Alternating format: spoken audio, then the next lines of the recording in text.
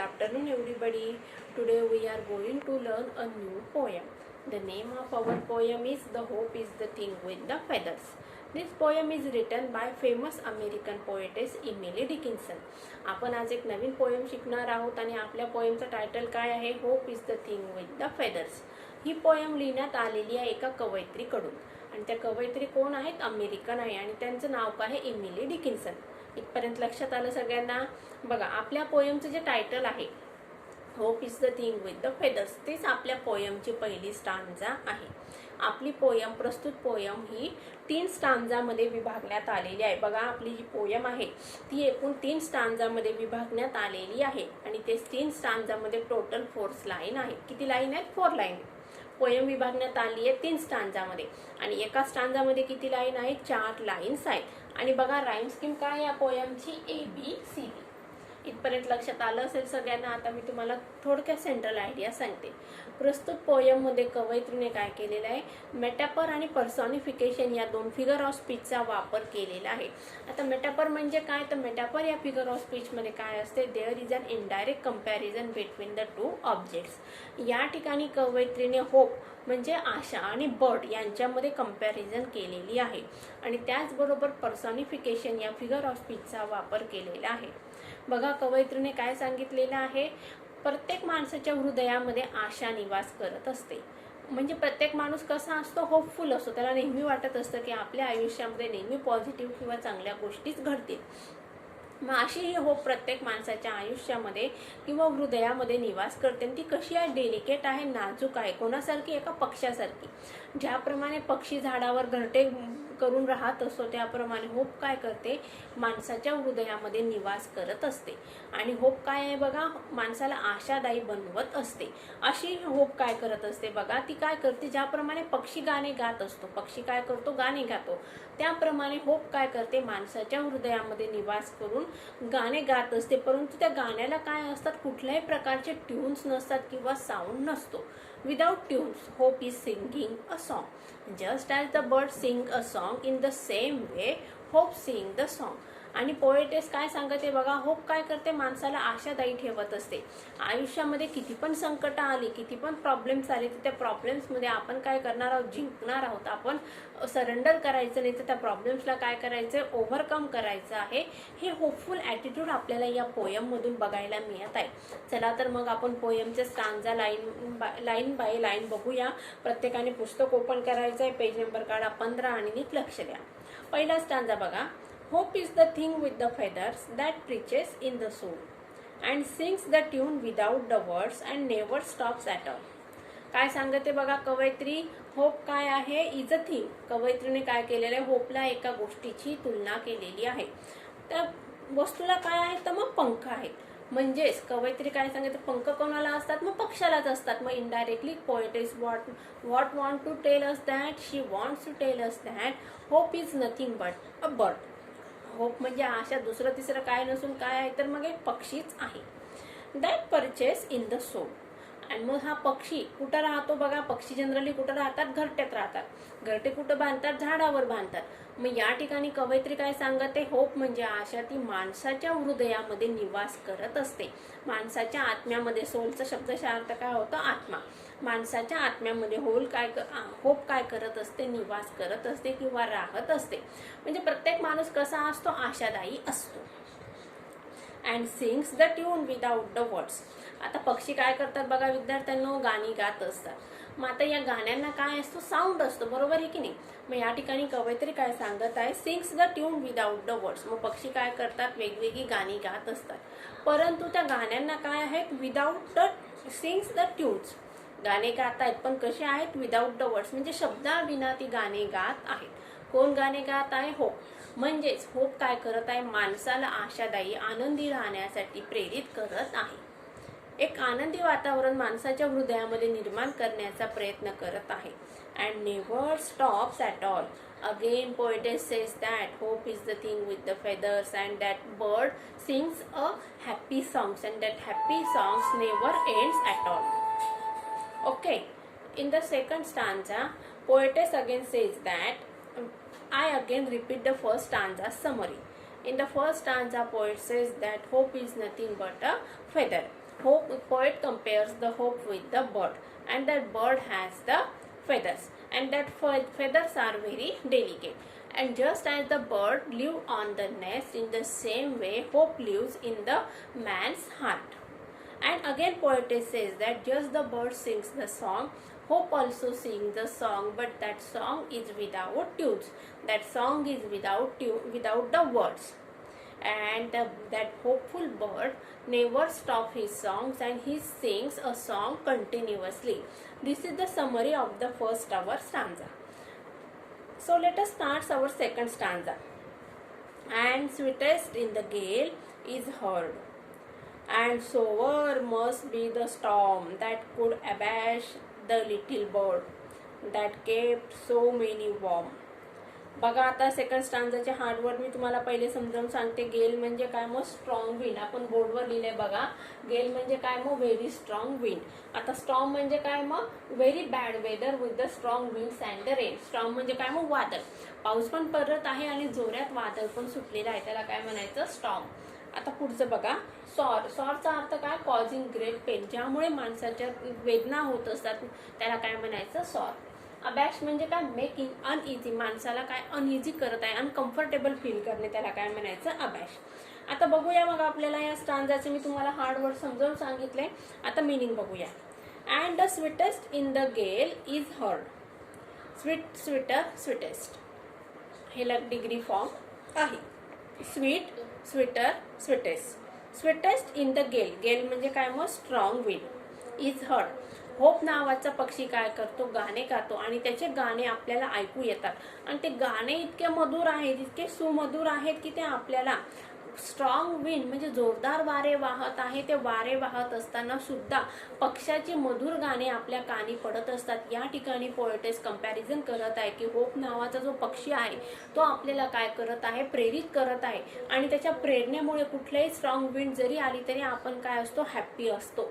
In the second stanza, the poetess wants to tell us that hope is the bird, and that bird sings the song, and that bird sings continuously sweetest song, and that bird never stop to sing a song when the strong winds come. In that strong wind, hope did not stop singing song. This is the meaning of the first line of the second stanza. And sore must be the storm. Storm म्हणजे काय, वादळ. आता किती पण वेदना असल्या तरी, किती पण वादळ आली तरी होपफुल बर्ड म्हणजे पक्षी काय करत आहे, गाणे गाणं थांबवत नाही आहे. किती पण संकट आली बघा, वादळ आले, मोठे मोठ्या वेदना झाल्या तरी होप रूपी पक्षी काय करत आहे, गाणी गात आहे. या ठिकाणी कवयित्रीला काय सांगायचे, मग आपल्या आयुष्यात किती पण प्रॉब्लेम्स आले, किती मोठमोठे मिसाप जरी आले, संकट जरी आली तरी आपल्याला त्या संकटांना काय करायचंय, आनंदाने हसतमुख फेस करायचं आहे. आपल्याला त्या ठिकाणी काय करायचंय, थांबायचं नाही आहे. Third line, and that could abash the little bird that kept so many warm. बघा कवयित्री काय सांगत आहे, होप रूपी पक्षी आहे, आणि तो पक्षी काय करत आहे, that could abash the little bird. आता तो बर्ड कसा आहे, छोटासा आहे, आणि त्या छोट्याशा पक्षाला मारण्याचं काम कोण करत आहे, मग स्ट्रॉंग विंड करत आहे. तो स्ट्रॉंग विंड काय करतो, पक्षाला मारण्याचं काम करत आहे. अबॅश म्हणजे काय, टू किल.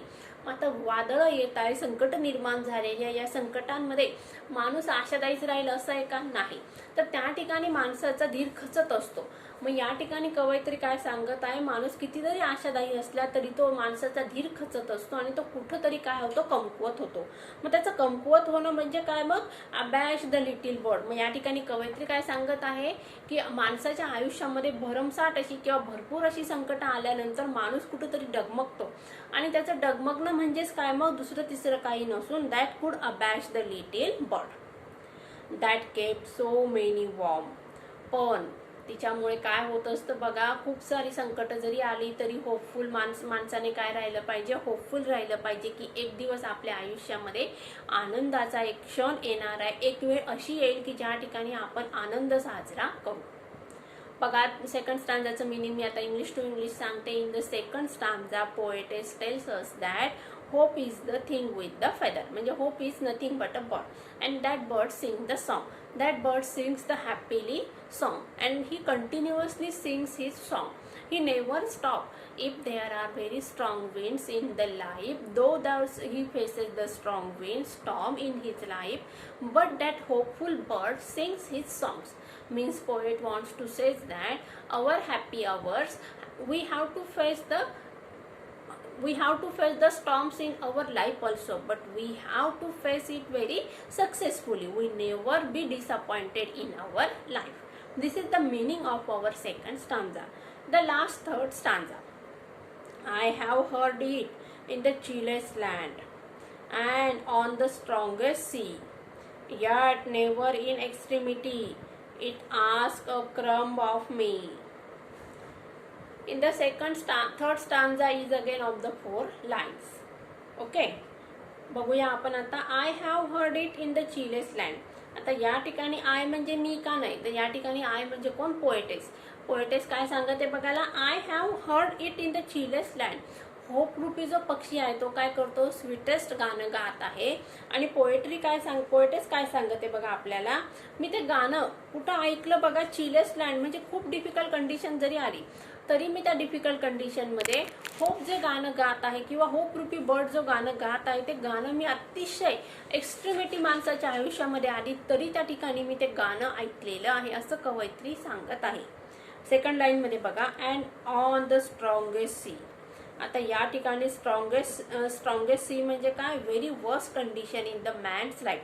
आता वादळ आली म्हणजे खूप डिफिकल्ट कंडिशन आहे, त्याच्यापेक्षा अतिशय बेहतर अशी जरी कंडिशन आली तरी काय सांगते पोएटेस आपल्याला काय सांगत आहे, तरी मी होप रूपी बर्डचं गाणं त्या ठिकाणी ऐकत आहे. म्हणजेच या ठिकाणी पोएटेसने आपल्याला मेसेज दिलेला आहे की तुमच्या आयुष्यामध्ये खूप बेहतर, खूप वाईटातून वाईट सिच्युएशन जरी आली तरी तुम्हाला काय करायचं आहे, तुम्हाला हॅप्पी राहायचं आहे, निराश व्हायचं नाही, आशा सोडायची नाही आहे, असं कवयित्रीला सांगायचं आहे. थर्ड लाईन बघा, yet never in extremity it ask a crumb of me. Extremity म्हणजे काय, अत्यंत वाईट अशी कंडिशन बघा, the worst of the situation. वाईटातली वाईट कंडिशन जरी असली तरी होप काय करते, माणसाच्याच बरोबर उभी राहत असते, माणसाला उभं राहण्यासाठी प्रेरणा देत असते. आणि अशी होप आपल्या माणसाच्या हृदयात ती बसलेली असते आणि ती होप आपल्याकडून काही रिटर्नमध्ये कुठलीही गोष्ट परत मागत नाही. बघा, आपण आपले फ्रेंड्स असतो, आपण काय करतो, फ्रेंडशिप व्यक्त करण्यासाठी एकमेकांना गिफ्ट देत असतो. या ठिकाणी ही देवाणघेवाण आपण वैयक्तिकरित्या मागतो का, कोणाला नाही. आपण काय करतो, आपल्या मनाला जर वाटलं तर आपण ते आपल्या मित्राला किंवा मैत्रिणीला काही गिफ्ट देत असतो. ते कसं असतं, उत्स्फूर्त असतं, स्वयंप्रेरणेने असतं. पण या ठिकाणी कवयित्री काय सांगत आहे की होप नावाचं जे थिंग आहे की ते माझ्या हृदयात निवासतं. ती होप काय करते, मला प्रत्येक वेळी सपोर्ट करत असते आणि ती मला प्रत्येक संकटाला फेस करण्यासाठी प्रेरणा देत असते. परंतु या बदल्यात होप माझ्याकडून कुठल्याही प्रकारची अपेक्षा करत नाही किंवा बाबा मी तुला मदत केलेली आहे, मला तू हे दे ते दे, असं कुठल्याही प्रकारची गोष्ट होपने माझ्याकडे अजूनपर्यंत मागितलेली नाही आहे. म्हणजे या ठिकाणी पोएटेसला काय सांगायचं आहे, होप माझा काय, it is my honest friend. Hope माझं काय आहे, प्रामाणिक मित्र आहे की जो मला कुठल्याही निरपेक्ष भावनेने मदत करतो आणि कुठल्याही प्रकारच्या मदतीची अपेक्षा करत नाही. चला थर्ड स्टांजा बघूया परत, English to English. I have heard it in the chillest land. The poetess again says that he was listening the song of the bird, that hope is a bird and that bird is singing the song and he is listening that song. When in the chillest land means in the difficult situation, hope is singing a song. Again poetess says that, and again in the strongest sea means very difficult, worse condition, again hope is standing with me. Okay, and yet never in extremity, very very bad condition, hope is standing with the poetess. And in return hope never asks anything in return.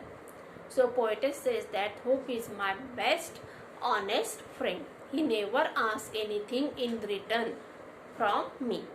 So the students, I hope you understand this poem very better. परत एकदा तुम्हाला मराठीत काही सांगायची गरज आहे का, पुन्हा एकदा मी फक्त तुम्हाला थोडक्यात मराठीत सांगते. होप नावाचा एक कवयित्रीने काय केलेली कल्पना केलेली आहे.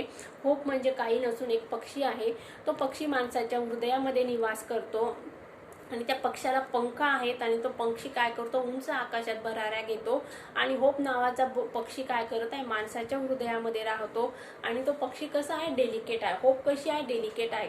आणि पक्षी ज्याप्रमाणे अखंडपणे गाणे गात असतात, त्याप्रमाणे होप काय करते, अखंडपणे गाणी गात असते.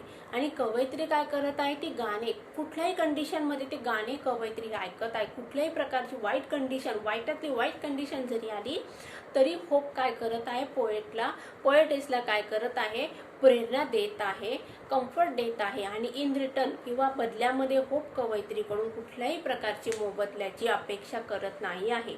अशा प्रकारे अतिशय सुंदर अशी ही पोयम आहे. या पोयममधून कवयित्रीने आपल्याला मेसेज दिलेला आहे की विद्यार्थ्यांनो, तुम्हाला आता आयुष्याला फेस करायचं आहे. वेगवेगळे प्रॉब्लेम्स, डिफिकल्टीज, सर्कमस्टन्सेस तुम्हाला फेस करायचे आहेत.